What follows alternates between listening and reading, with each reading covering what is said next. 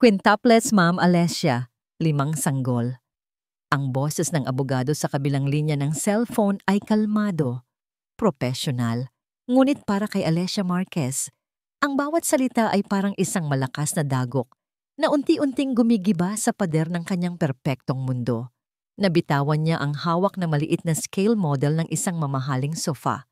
Gumulong ito sa gilid ng kanyang mesa at halos mahulog sa sahig na gawa sa mamahalin niyang kahoy. Mabuti na lang at mabilis niya itong nasalo. Ang kanyang hininga, hindi. Hindi niya iyon kayang saluhin. Isang masamang biro ba ito, attorney? Tanong niya. Ang boses ay nanginginig sa pinaghalong gulat at galit. Paano ako magiging guardian sa 5 sanggol na hindi ko man lang kilala? Nakasulat po sa huling habilin ng mag-asawang Santos, matalik daw po kayong kaibigan. At dahil wala silang malapit na kamag-anak, kayo po ang pinagkakatiwalaan nilang mag-alaga sa kanilang mga anak. Napapikit si Alessia ng mariin. Oo, matalik niyang kaibigan sina Marco at Liza. Pero hindi ito sapat na dahilan para sa kabaliwang ito. 5 sanggol. Ang kanyang bahay na isang santuwaryo ng kaayusan at katahimikan ay magiging isang pugad ng kaguluhan. Hindi ko kaya, mariin niyang sabi. May trabaho ako. May buhay ako. Imposible. The court has decided, ma'am, at may isa pa po kayong dapat malaman. Huminto ang abogado na tila naghahanda para sa isang mas malaking pasabog. Hindi po kayo nag-iisang guardian. May co-guardian po kayo. Nakahinga ng maluwag si Alessia. Sino? Ang dati niyo pong asawa, si Sir Darian Solis.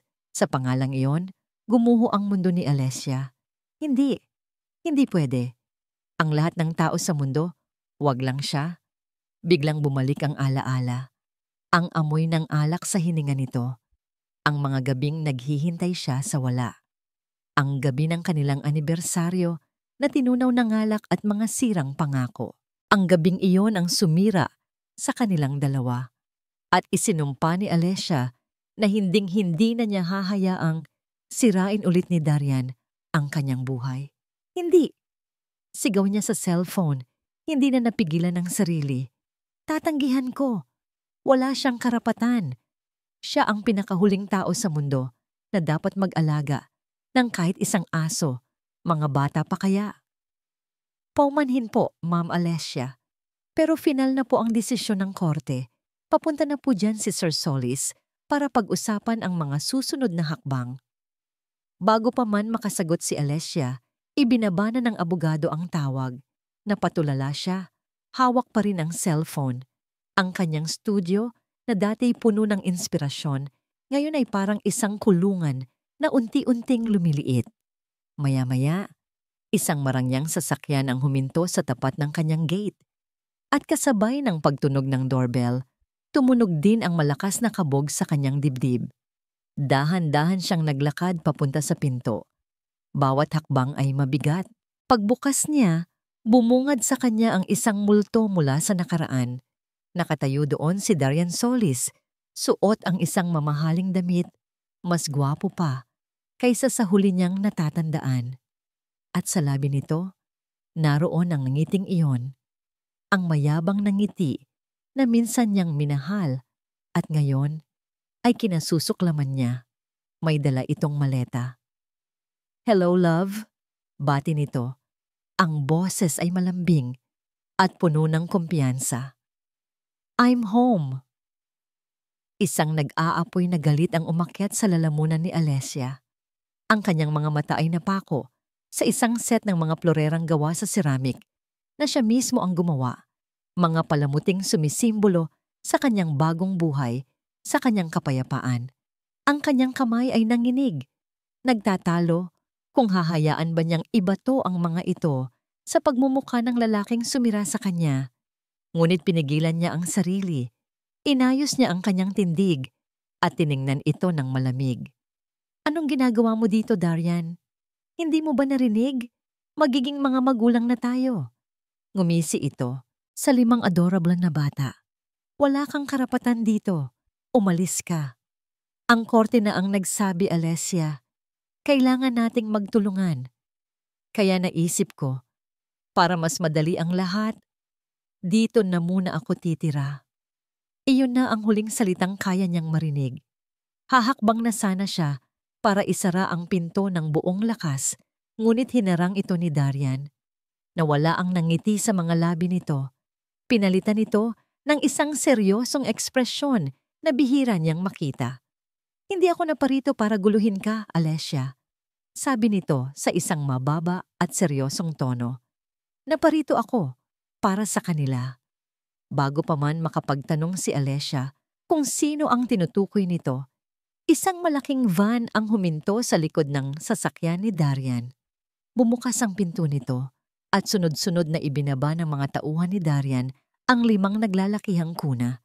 At pagkatapos, isang tunog ang bumasag sa katahimikan ng kanyang perpektong buhay. Hindi lang isang yak, isang sabay-sabay na pag-iyak ng 5 sanggol, isang malakas at nakakabinging koro ng kaguluhan na pumasok sa kanyang bahay at opisyal na winakasan ang kanyang kapayapaan. Ang unang gabi ay isang purong impyerno. Ang dating tahimik na bahay ni Alessia Marquez ay naging isang symphony ng iyakan, amoy ng gatas, at ang hindi maipaliwanag na pakiramdam ng kalat. Ang 5 kuna na nakahilera sa maluwag niyang sala ay parang 5 maliliit na bomba na anumang oras ay sasabog. At sumabog nga ang mga ito nang sabay-sabay.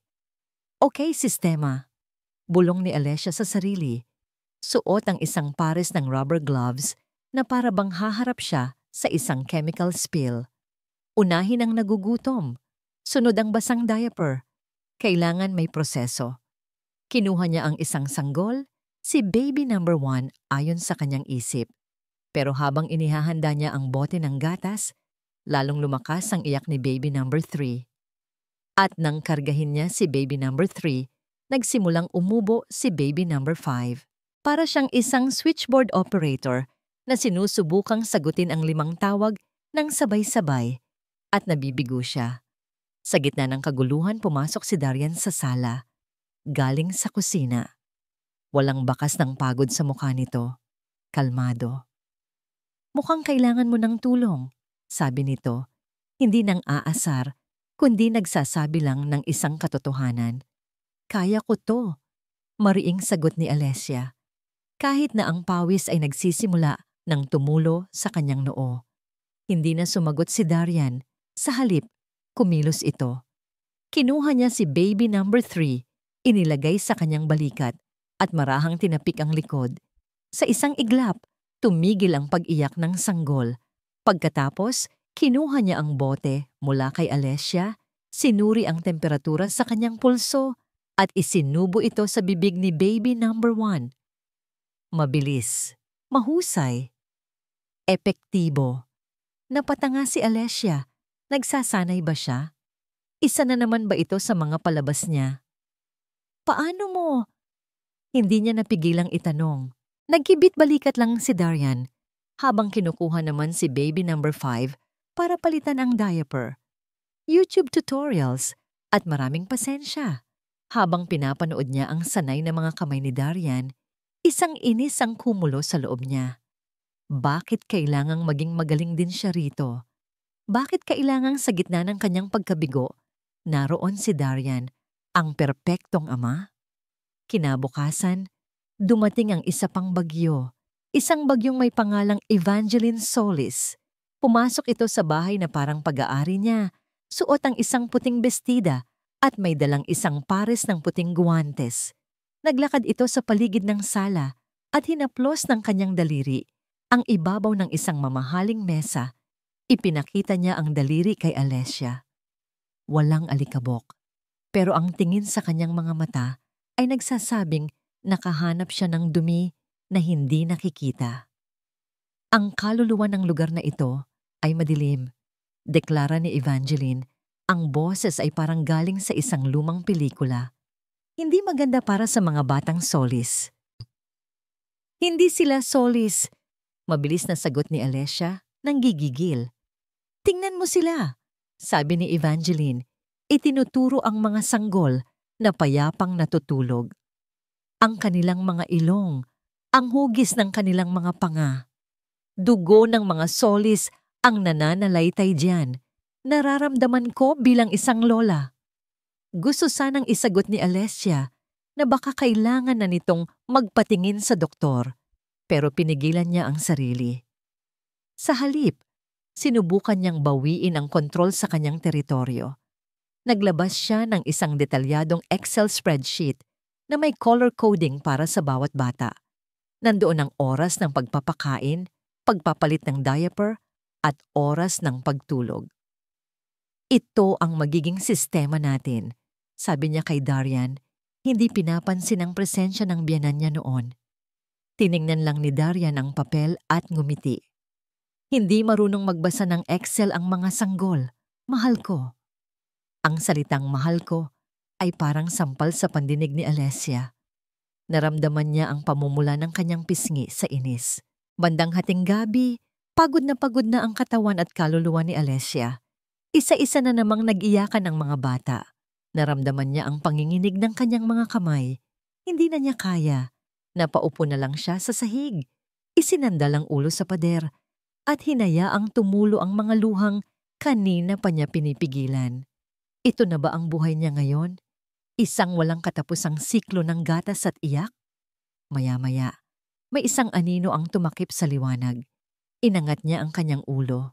Nakatayo roon si Darian. Sa kamay nito, may hawak na isang tasa ng mainit na tsokolate. Inabot niya ito kay Alessia. Walang salitang binitiwan.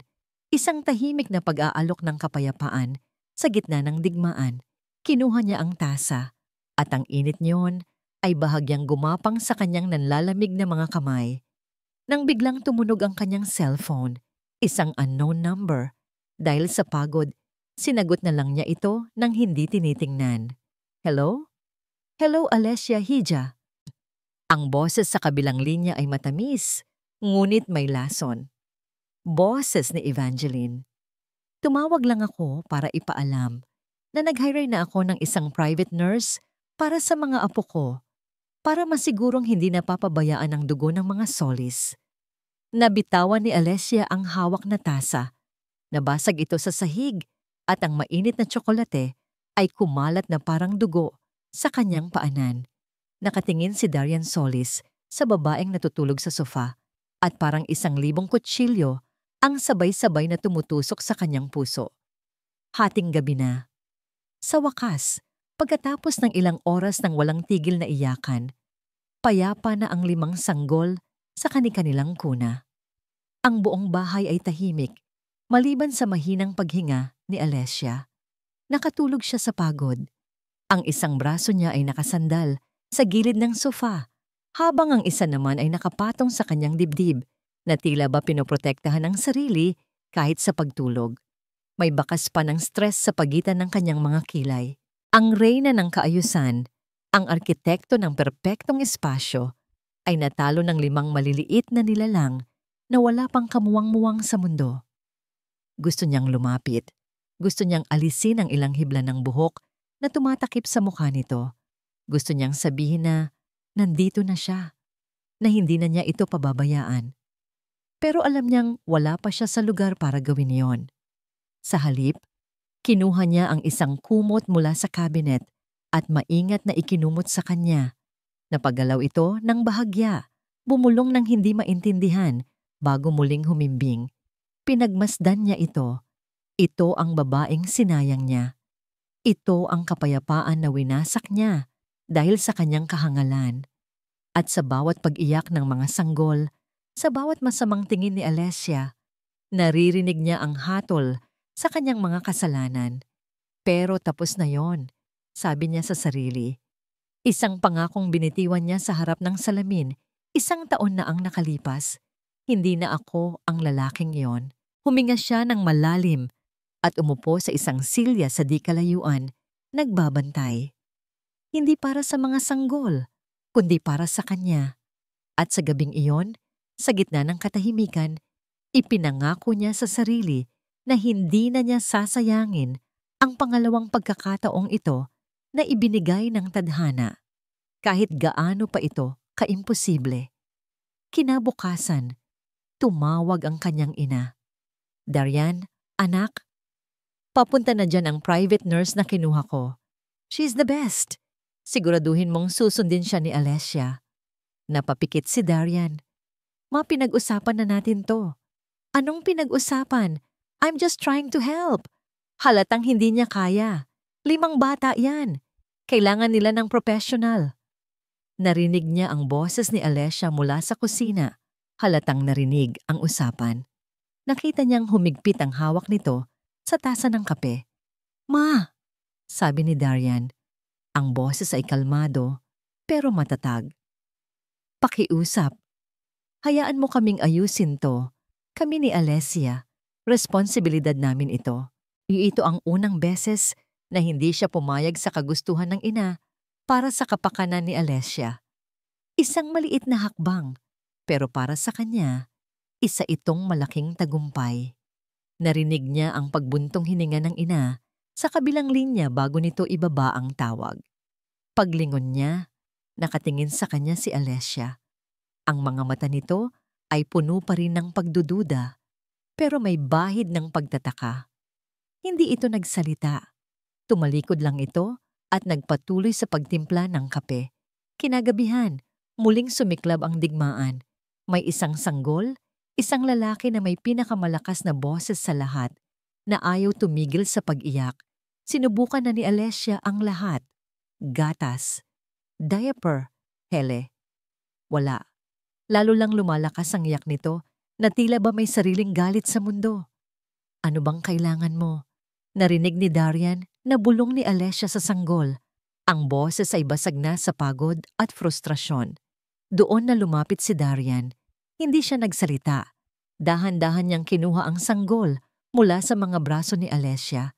Ikinulong niya ito sa kanyang dibdib. Hinayaan ang bata na marinig ang tibok ng kanyang puso. At pagkatapos, nagsimula siyang kumanta. Hindi ito isang formal na kanta. Isa lang itong oyayi na narinig niya noon mula sa kanyang lola. Ang kanyang boses, isang natural na bariton, ay mababa, malalim, at puno ng isang kakaibang init. "Tulog na, bunso, anghel ng buhay ko." Unti-unti, humina ang pag-iyak ng sanggol. Napalitan ito ng mga hikbi. At maya-maya, wala nang maririnig kundi ang malalim na boses ni Darian na umaalingaw-ngaw sa tahimik na silid. Nakatayo lang si Alessia sa may pintuan, hindi gumagalaw. Nakita ni Darian ang pagbabago sa mukha nito. Ang frustrasyon ay napalitan ng pagkamangha. Ang galit ay napalitan ng isang emosyon na hindi niya mabasa. Nang tuluyan nang nakatulog ang sanggol, maingat niya itong inilapag sa kuna. Pag-angat ng kanyang tingin, nakatayo pa rin doon si Alessia. Nakatingin sa kanya. Ang mga mata nito ay malamig na parang yelo. "Saan mo natutunan yan?" tanong nito. Ang bawat salita ay matalim. "Isa na naman ba yan sa mga palabas mo para makuha ang gusto mo?" Hindi nasaktan si Darian. Inaasahan na niya ito. Sa halip, tiningnan niya ito ng diretso sa mata. Hinayaan itong makita ang lahat ng sakit at pagsisisi na matagal na niyang itinatago. "Sinimulan kong pag-aralan lahat ng to," sagot niya. Ang boses ay halos pabulong. "Noong araw na umalis ka, nagsimula ang lahat sa isang iyak. Pero hindi ito ang karaniwang iyak ng isang sanggol na nagugutom o nangangailangan ng bagong diaper. Ito ay isang mahina, paimpit, at puno ng sakit na tunog na gumising sa kaluluwa ni Alessia sa gitna ng 3:00 ng madaling araw. Mabilis siyang bumangon mula sa pansamantalang higaan na inilatag niya sa sahig ng sala. Sinundan niya ang tunog at natagpuan ang isa sa mga sanggol na babae na namumula ang buong mukha at hirap sa paghinga. Nilapat niya ang kanyang palad sa noo nito. Isang nag-aalab na init ang sumalubong sa kanya. "Darian!" Sigaw niya. Ang boses ay puno ng panik sa unang pagkakataon. "Darian, gising!" Sa isang iglap, bumukas ang pinto ng guest room at lumabas si Darian. Wala pang suot na pang-itaas at halatang kagigising lang. Ngunit nang makita niya ang itsura ni Alessia at ang sanggol, nawala ang anumang antok sa kanyang mukha. Anong nangyari? Mabilis niyang tanong, lumapit at sinapuri ng noo ng bata. Ang kanyang mukha ay agad na naging seryoso. Ang taas ng lagnat niya. Kailangan natin siyang dalhin sa ospital. Ngayon na. Nawala ang lahat ng sistema at plano ni Alessia. Ang tanging gumagana na lang ay ang kanyang takot. Habang nagmamadaling nagbihis si Darian, binalot ni Alessia ng kumot ang sanggol. Ang kanyang mga kamay ay nanginginig. Ang biyahe papuntang ospital ay malabo sa kanyang isipan. Ang tanging naaalala niya ay ang higpit ng hawak niya sa maliit na katawan ng sanggol at ang paraan ng pagmamaneho ni Darian, mabilis ngunit maingat. Ang mga mata ay nakapako sa daan. Ang panga ay mariing nakatikom sa pag-aalala. Wala na ang mayabang na ngiti. Wala na ang mapaglarong CEO. Ang lalaking katabi niya ngayon ay isang ama na natatakot para sa kanyang anak. Sa emergency room, ang bawat segundo ay parang isang oras. Habang tinitingnan ng mga doktor ang sanggol, naiwan silang dalawa sa waiting area sa ilalim ng malamig na liwanag ng fluorescent lamp. Umupo si Alessia, pero hindi mapakali ang kanyang mga kamay. Nanginginig ang mga ito sa pinaghalong lamig at kaba. Bigla, naramdaman niya ang isang mainit na palad na dumantay sa kanyang mga kamay. Ang kamay ni Darian. Hinawakan nito ang nanginginig niyang mga kamay. Ang mga daliri nito ay isinara sa paligid ng kanya. Isang simple, tahimik na kilos. Hindi niya ito tiningnan. Ngunit hindi rin niya binawi ang kanyang kamay. Sa sandaling iyon, hindi sila ang magkaaway na dating mag-asawa. Sila ay 2 taong nag-aalala, magkasamang naghihintay, kumukuha ng lakas sa isa't isa. Ang init ng kamay ni Darian ay ang tanging bagay na pumipigil sa kanya na gumuho. Alessia, basag ni Darian sa katahimikan. Patawad. Tiningnan niya ito. Ang mga mata nito ay seryoso, walang bahid ng pagkukunwari. Naging gago ako. Pagpapatuloy nito, ang boses ay mahina. Sa lahat ng nagawa ko, sa lahat ng hindi ko nagawa, patawad. Hindi ito ang mga matatamis na salita na dati niyang naririnig. Isa itong simple at masakit na pag-amin. Walang palusot, walang dahilan. Hindi alam ni Alessia ang isasagot. Kaya nanahimik na lang siya. Pagkalipas ng halos 1 oras, lumabas ang isang doktor. Okay na po ang bata, sabi nito na may ngiti. Mataas lang po ang lagnat dahil sa viral infection, pero kontrolado na po. Pwede na siyang umuwi bukas. Isang malakas na hininga ng ginhawa ang pinakawalan nilang dalawa. Napasandal si Darian sa pader, napapikit. Si Alessia naman ay naramdaman ang pag-init ng kanyang mga mata. Sa sandaling iyon, sa gitna ng pagod at ginhawa, nagtama ang kanilang mga mata. At sa unang pagkakataon, sa loob ng maraming taon, walang pader sa pagitan nila. Isang pagod, ngunit tapat na ngiti ang gumuhit sa mga labi ni Darian. At hindi niya napigilan ang sarili na suklian ito. Pag-uwi nila sa bahay, pagod na pagod. Sinalubong sila ng kanilang kasambahay. Sir Darian, may dumating po para sa inyo, sabi nito. At dahil si Alessia ang mas malapit, sa kanya iniabot ang isang maliit na sobrang gawa sa karton. Mula sa isang New Beginnings Family Center, nagtaka si Alessia. Bago pa niya maipasa ito kay Darian, na nasa kusina para uminom ng tubig, nahulog mula sa hindi saradong sobre ang laman nito. Isang maliit at bilog na bagay na parang barya. At isang nakatuping papel. Pinulot niya ito.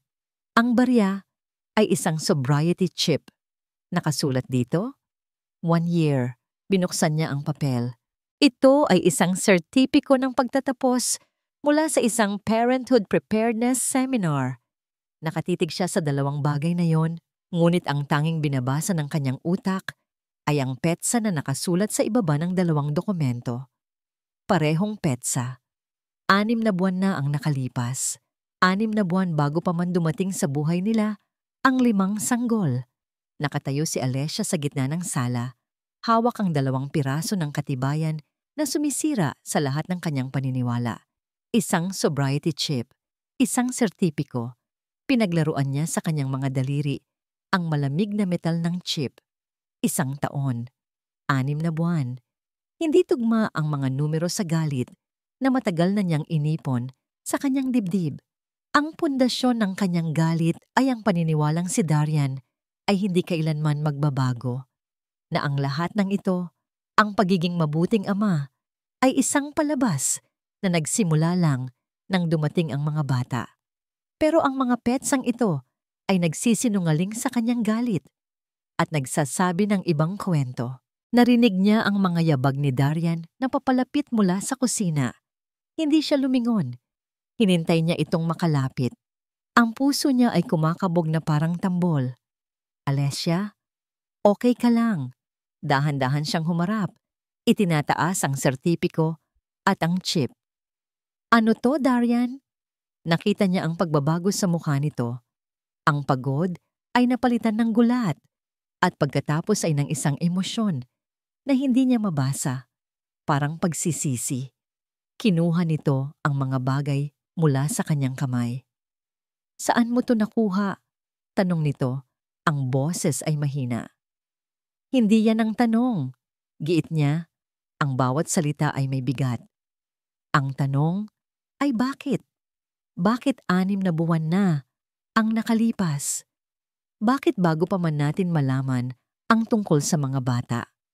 Yumuko si Darian. Tinitigan ang sahig na parang naroon ang lahat ng sagot. Nang muli itong tumingin sa kanya, nawala na ang lahat ng pagkukunwari. Ang nakikita niya ngayon ay ang lalaking minsan niyang minahal. Sugatan at totoo. Dahil umaasa pa ako, pag-amin nito. Umaasa akong balang araw, magkakaroon ako ng lakas ng loob na kumatok sa pinto mo at hilinging bigyan mo ako ng isa pang pagkakataon. Ginawa ko to para sa'yo, Alessia, hindi para sa kanila. Ang mga salitang yon ay tumama sa kanya na parang kidlat para sa kanya. Ang lahat ng pader na itinayo niya sa paligid ng kanyang puso ay nagsimulang gumuho. Ang galit na nagsilbing kanyang kalasag ay biglang naging napakabigat dalhin, na puno ang kanyang isip ng kalituhan.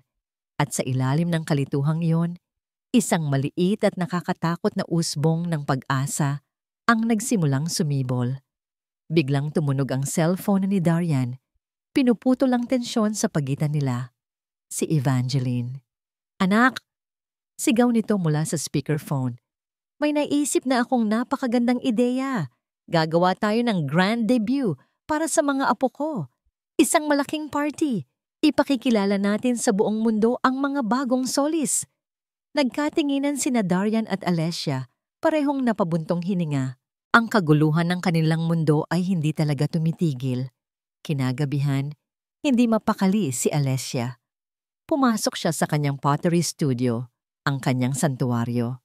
Doon, sa harap ng umiikot na putik, doon lang siya nagkakaroon ng kontrol. Ngunit kahit ang putik ay hindi sumusunod sa kanya ngayon. Masyado kang maraming inilalagay na pressure, sabi ng isang boses mula sa likuran niya. Napalingon siya. Nakatayo doon si Darian, nakasandal sa hamba ng pinto. Pumasok ito at umupo sa isang bangko sa tapat niya. Hayaan mong tulungan kita. Alok nito. Bago pa siya makatanggi, lumuhod ito sa tabi niya. Gawin mong maluwag ang iyong mga kamay. Bulong nito. Inilagay nito ang kanyang mga kamay sa ibabaw ng mga kamay ni Alessia, sa ibabaw ng basang putik. Isang kuryente ang dumaloy mula sa kanilang mga daliri paakyat sa kanyang buong braso. Ang init ng mga kamay ni Darian, ang amoy ng putik, ang tunog ng umiikot na gulong. Lahat ay nagsama-sama upang lumikha ng isang mapanganib na intimacy. Magkasama, hinubog nila ang putik. Ang kanilang mga galaw ay sabay, na parang isang sayaw na matagal na nilang hindi isinasayaw. Naramdaman ni Alessia ang paghinga ni Darian Sa kanyang batok, unti-unti itong yumuyuko, papalapit. At alam ni Alessia, sa isang iglap, hahalikan siya nito. At ang isang bahagi niya ay, gusto iyon, gustong gusto. Dahil doon, bigla siyang humakbang paatras na tila napaso ang magandang hugis na nabuo nila ay gumuho sa biglaang paggalaw. Hindi, sabi niya. Ang boses ay nanginginig. Hindi pa, hindi ko pa kaya. Tumango si Darian, may lungkot sa kanyang mga mata, ngunit puno ng pag-unawa.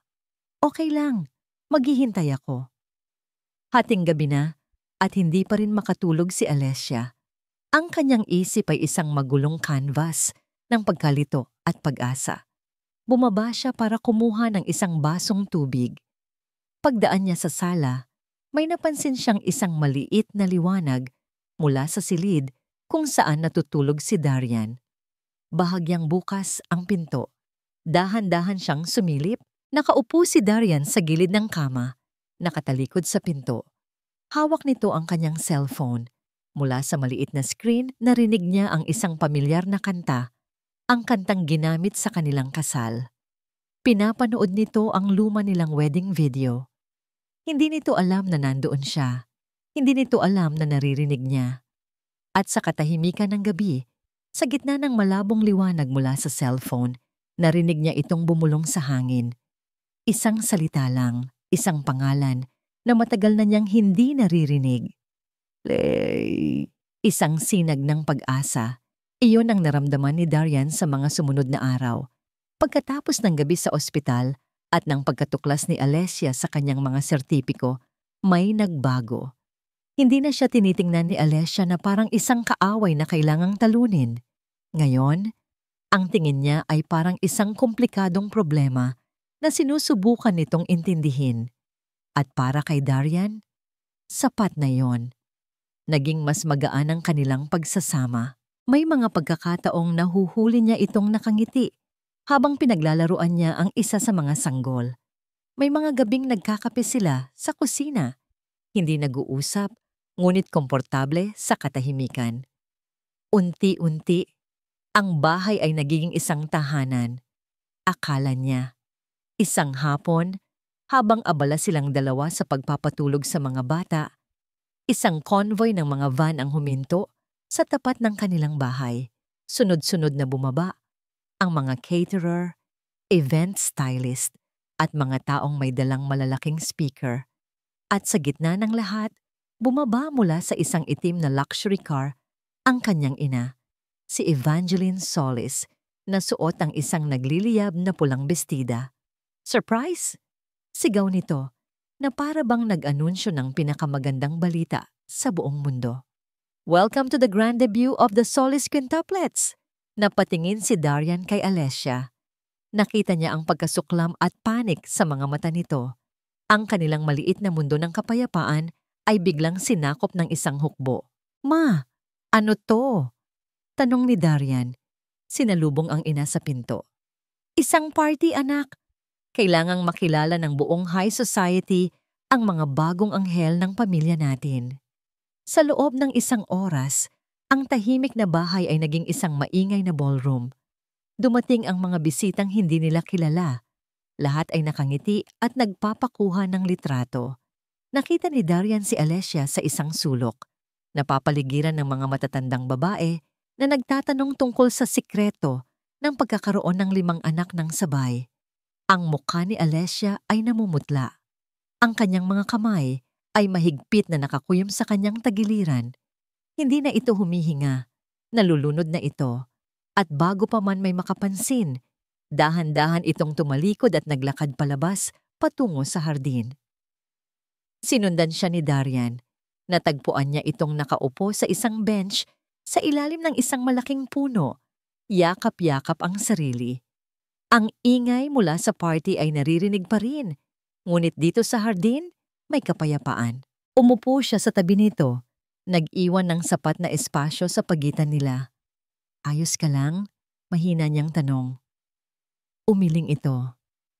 Hindi ko to kaya, Darian. Ang ingay, ang mga tao, para akong nasasakal. Alam ko.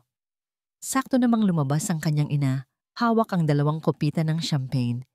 Nandito lang pala kayo. Hinahanap kayo ng mga bisita. Lalo ka na, Alessia. Ikaw ang ina. Dapat nandoon ka.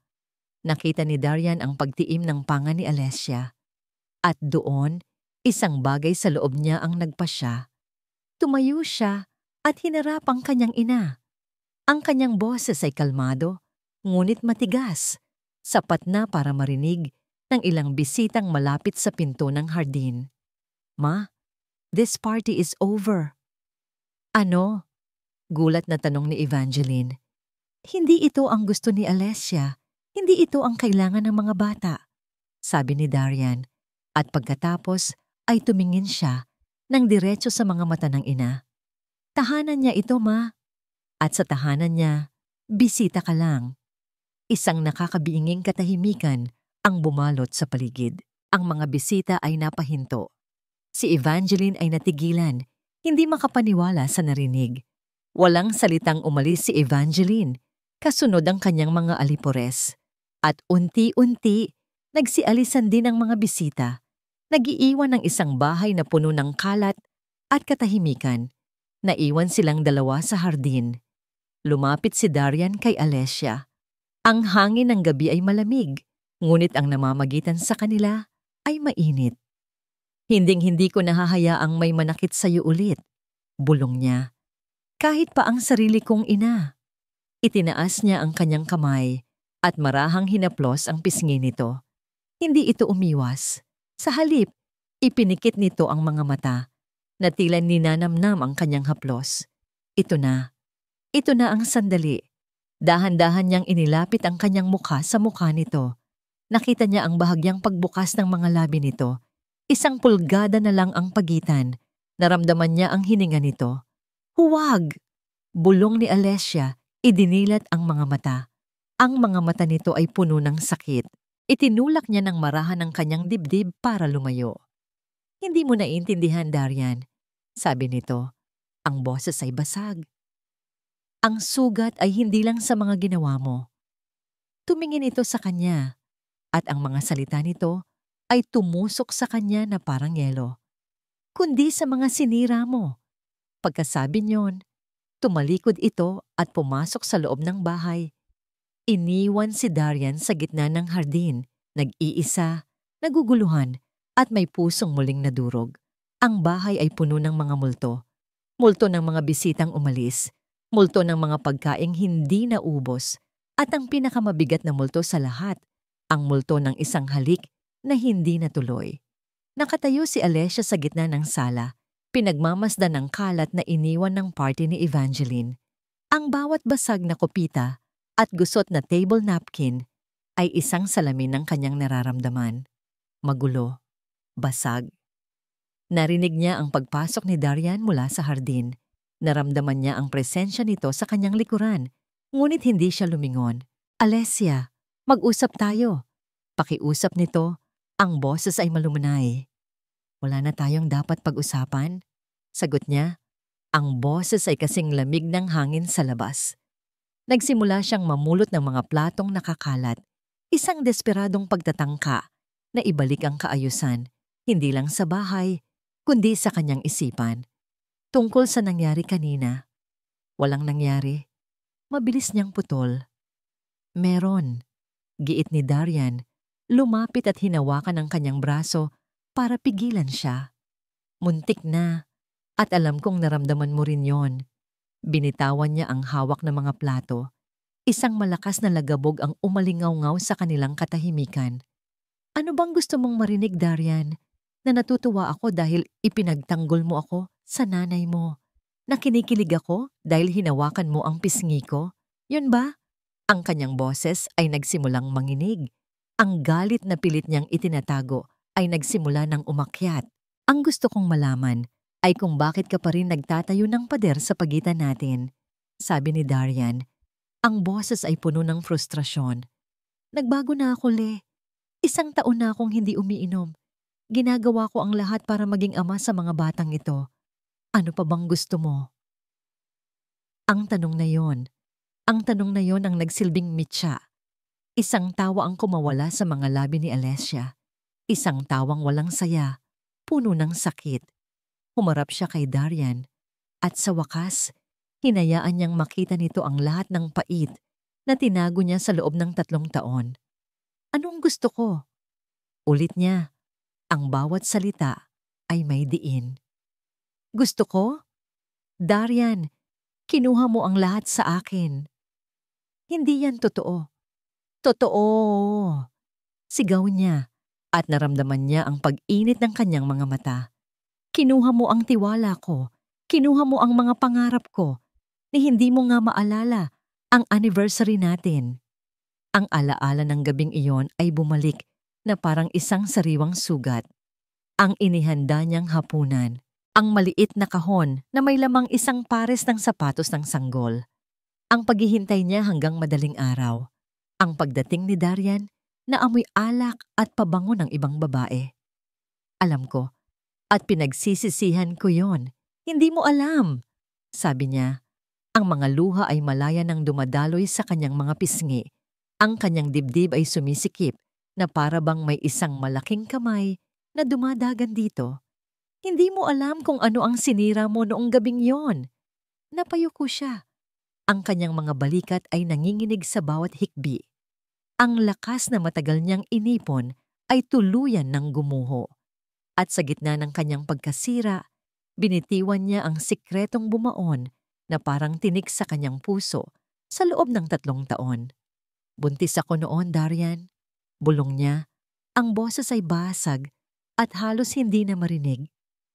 Noong gabing yon, ipapaalam ko sana sa'yo na magiging tatay ka na.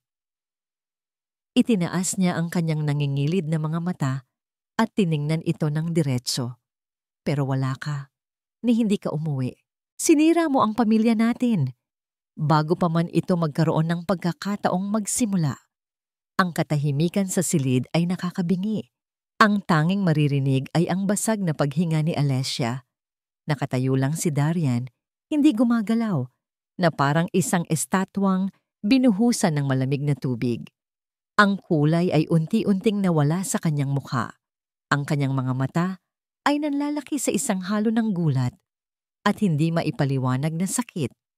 Ang kanyang mga labi ay bahagyang bumukas, sinusubukang bumuo ng isang salita na hindi makalabas, hanggang sa wakas, sa isang nanginginig na tinig na halos hindi niya makilala, narinig niya itong magsalita. Alessia, anak, natin? Ang mga salita ni Alessia ay tumagos sa hangin at bumaon ng diretso sa puso ni Darian. Anak, natin? Ang dalawang salitang yon ay paulit-ulit na umalingaw-ngaw sa kanyang isipan na parang isang sirang plaka. Bawat ulit, mas malakas, mas masakit.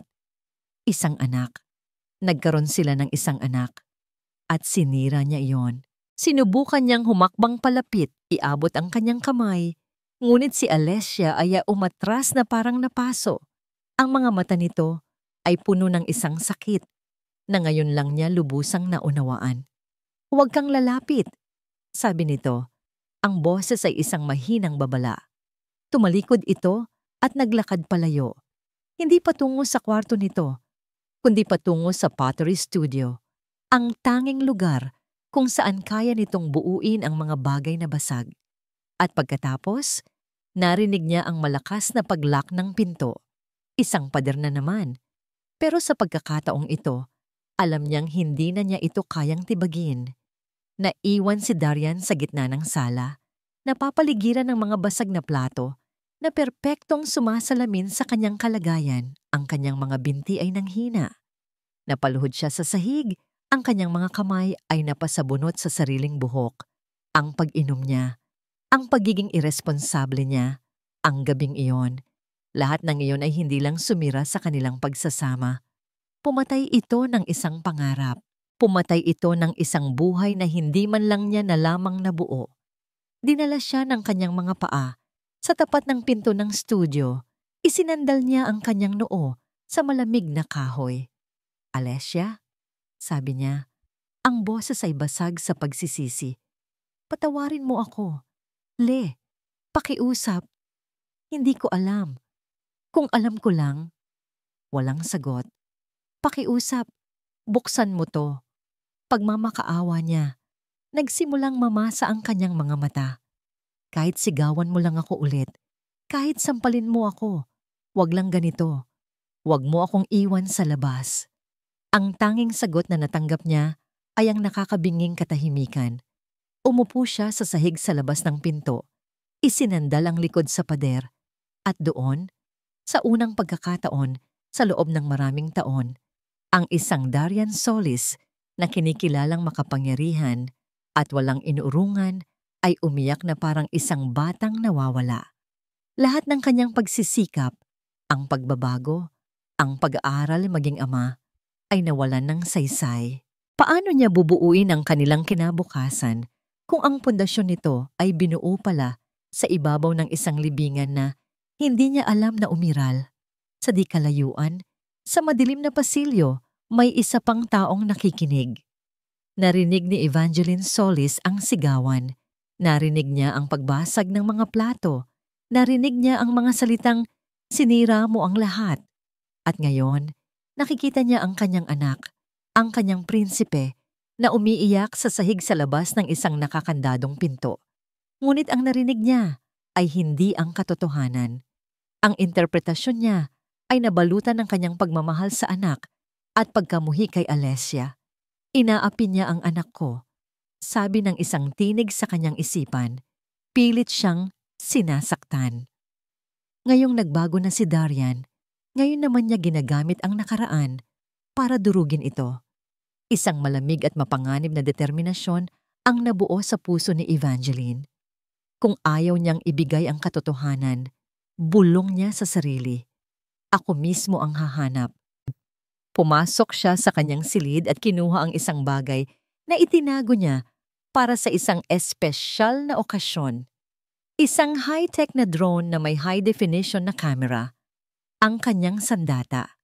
Samantala, sa loob ng studio, nakaupo si Alessia sa sahig. Yakap ang isang maliit na kahon na kinuha niya mula sa ilalim ng isang cabinet. Dahan-dahan niya itong binuksan.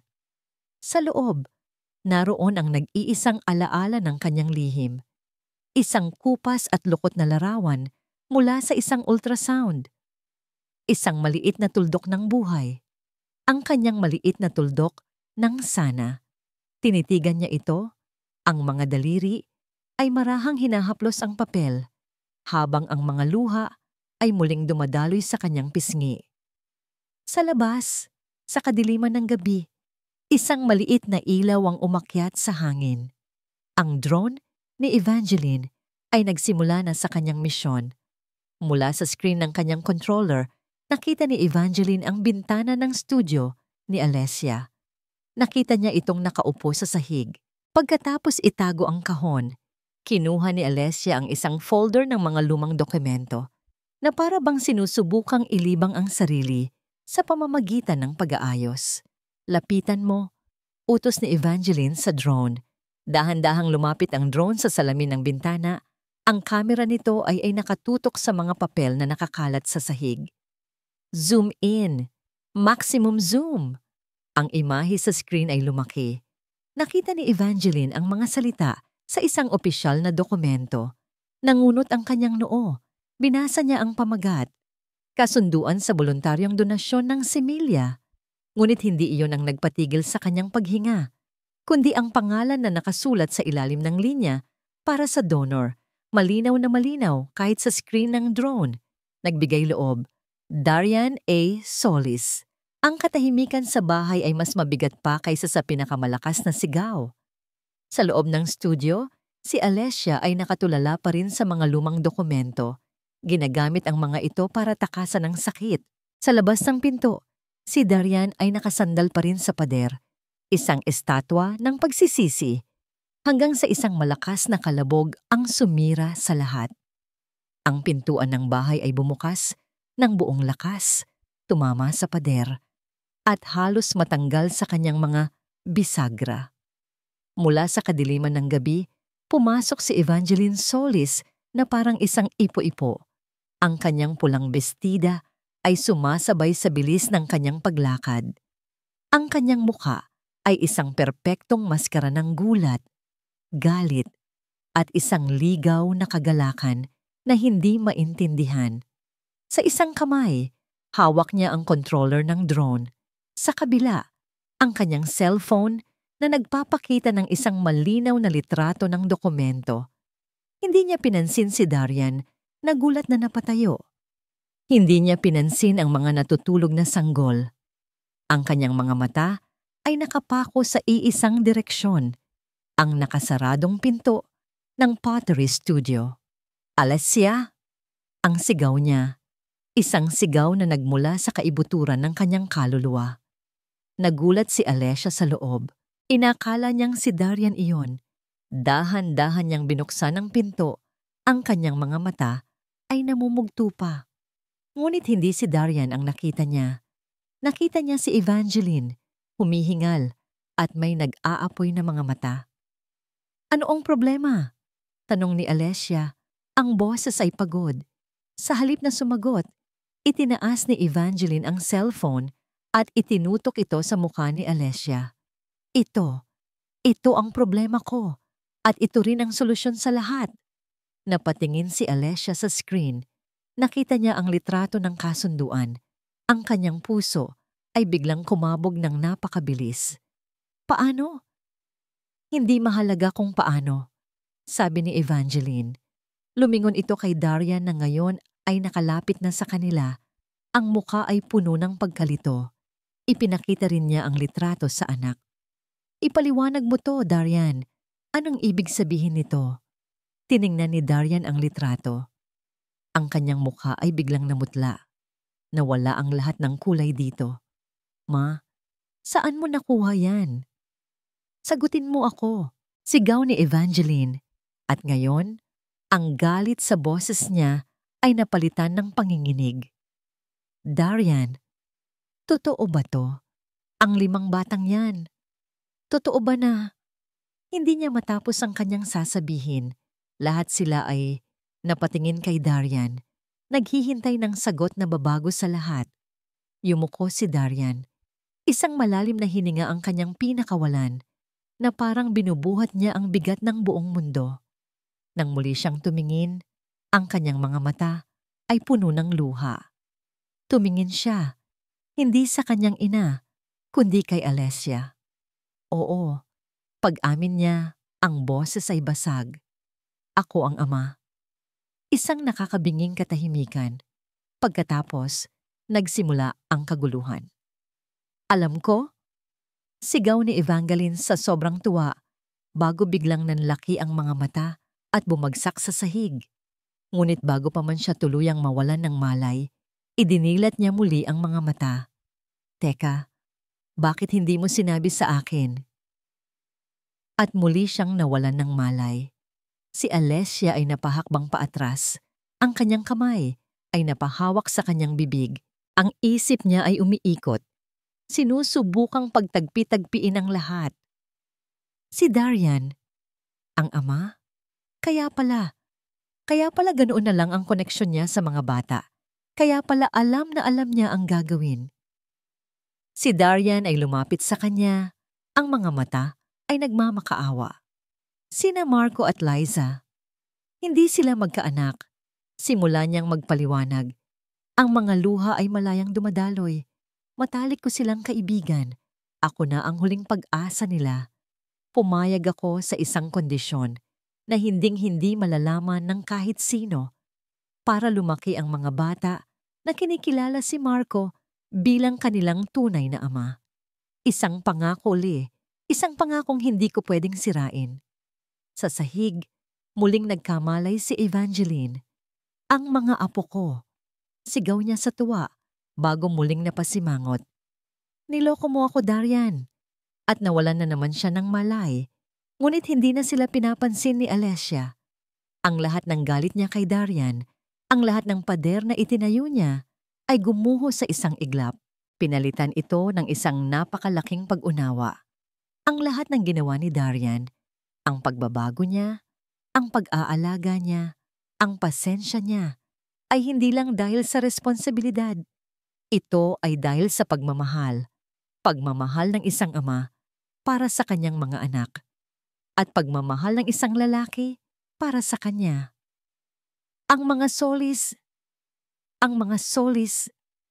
bulong ni Evangeline na muling nagkamalay bago tuluyang ngumiti at masayang nawalan ng ulirat sa ikalimang pagkakataon. Sa gitna ng nakahandusay na si Evangeline at ng 5 natutulog na sanggol na hindi alam na nagbago na ang kanilang mundo, nakatayo sina Alessia at Darian. Ang lahat ng lihim ay nabunyag na. Ang lahat ng sakit ay nakalantad na. Walang nang natira, kundi ang basag na katotohanan. Lumapit si Alessia kay Darian. Itinaas niya ang kanyang nanginginig na kamay at hinaplos ang pisngi nito. Pinupunasan ang kanyang mga luha. Tinitigan niya ito sa mata at sa kauna-unahang pagkakataon, nakita niya ito ng buo. Ang kanyang mga pagkakamali, ang kanyang mga sakripisyo, ang kanyang puso. Ang kanyang boses ay isang mahinang bulong, puno ng sakit, pag-unawa, at isang bagong simula. Bakit? Bakit hindi mo sinabi sa akin? Ang gabi ng pagbubunyag ay hindi nagtapos sa mga sigawan at paghina. Nagtapos ito sa isang mahabang, nakakapagod, at masakit na katahimikan. Pagkatapos dalhin si Evangeline Solis sa kanyang kwarto para makapagpahinga, na sa loob ng 3 oras ay nagising at nag-collapse ng 2 beses pa, naiwan sina Alessia at Darian. Naglakad sila papunta sa Pottery Studio, ang tanging lugar na nararamdaman nilang ligtas. Ang mga bakas ng putik na nilikha nila, ilang gabi ang nakakaraan, ay naroon pa rin. Bakit hindi mo sinabi sa akin? Ulit ni Alessia. Ang tanong na nakakapit pa rin sa kanya. Natatakot ako. Pag-amin ni Darian. Natatakot akong masira ang pangako ko sa kanila. Natatakot akong lalong mapunit ang tiwala mo sa akin. Lalo na noong sinabi mo na may nawala rin sa atin. Tiningnan niya ang basag na florera na muntik ng ibato ni Alessia noong unang araw niya. Kinuha niya ang 2 pinakamalaking piraso at inabot kay Alessia. Basag na tayo, sabi niya. Hindi na tayo magiging perpekto, pero pwede tayong maging buo kung hahayaan mo akong tulungan kang idikit ang mga basag na piraso. Hindi sumagot si Alessia. Sa halip, kinuha niya ang mga piraso ng florera. Kinuha niya ang tube ng special ceramic glue at nagsimulang magdikit. Hindi nila pinilit na maging perpekto ang pagdikit. Hayaan nilang makita ang mga basag. Hayaan nilang makita ang mga kintsugi. Ang sining ng pag-aayos ng sirang bagay sa pamamagitan ng pagdikit ng ginto para ipagdiwang ang kasaysayan ng pagkasira nito. Sa loob ng 1 oras, hindi sila nag-usap tungkol sa mga bata. Nag-usap sila tungkol sa nakaraan. Inamin ni Alessia na hindi niya kinaya ang sakit ng kanyang pagbubuntis at desisyon na umalis. Umamin si Darian na ang kanyang pagbabago ay nagsimula sa pagkawala niya at ang paghihirap niya sa pag-inom ay isang pagtatangka na takasan ang sakit ng kanyang pagkakamali. Nang matapos sila sa pagdikit ng florera, ito ay may maraming peklat, ngunit buo na. Tumayo si Darian. Lumapit siya kay Alessia, hindi bilang isang CEO, kundi bilang isang lalaki na bukas ang puso. Alessia Marquez, sabi niya, lumuhod sa isang tuhod. Hayaan mong itama ko ang lahat. Mula sa simula, hindi ako hihingi ng pangalawang pagkakataon. Hihingi ako ng panghabambuhay na pagkakataon. Sa bulsa niya, hindi galing sa isang mamahaling jewelry box, kundi sa isang maliit na lalagyan ng putik, kinuha niya ang isang bagay. Ito ay isang simpleng singsing na gawa sa putik na pininturahan ng tanso upang magmukhang luma at pinagsama-sama. Walang diamante, walang ginto. Pero ipinapangako ko, sisiguraduhin kong ang putik na ito ay hinding-hindi na muling mababasag. Tiningnan ni Alessia ang singsing. Tiningnan niya ang kanyang asawa, ang kanyang pagod at nagbabagong asawa. Hindi ko alam kung kaya kong maging perpekto, Darian, sabi niya. Ngumiti si Darian. Sino bang humihingi ng perpekto? Ang gusto ko ay magulo. Ang gusto ko ay 5 o 6 na umiiyak na bata. Ang gusto ko ay ikaw, ang kaguluhan mo, ang kaayusan mo, lahat. Tumingin si Alessia sa kanya. At sa wakas tumango siya. Okay, bulong niya. Tumutulo ang kanyang luha. Ngunit ito ay luha ng kaligayahan. Oo, Darian, oo. 1 linggo makalipas, ginanap ang kanilang muling kasal. Ito ay simple at tahimik. Pero hindi ito natapos ng walang drama. Nasa tabi ng altar si Evangeline Solis, may hawak na kanyang cellphone. Hindi ito nagtitigil sa pag-iyak habang nagla-livestream sa kanyang mga followers. Narito na po ang Solis Dynasty, ang ating mga apo, ang aming reyna ng pagpapatawad. Sigaw niya sa camera. This is not just a wedding. This is destiny. Solis 6 is coming. Walang nakaintindi sa Solis 6. Pagkatapos ng kasal, sa reception, habang tumutugtog ang pamilyar nilang wedding song, hinawakan ni Alessia ang kamay ni Darian. Alam mo, sabi niya, tumingin sa kanyang singsing na putik, hindi ko na kailangan ng isang perpektong bahay. Mas gusto ko ang kaguluhan. Ngumiti si Darian. Ano bang gusto mo?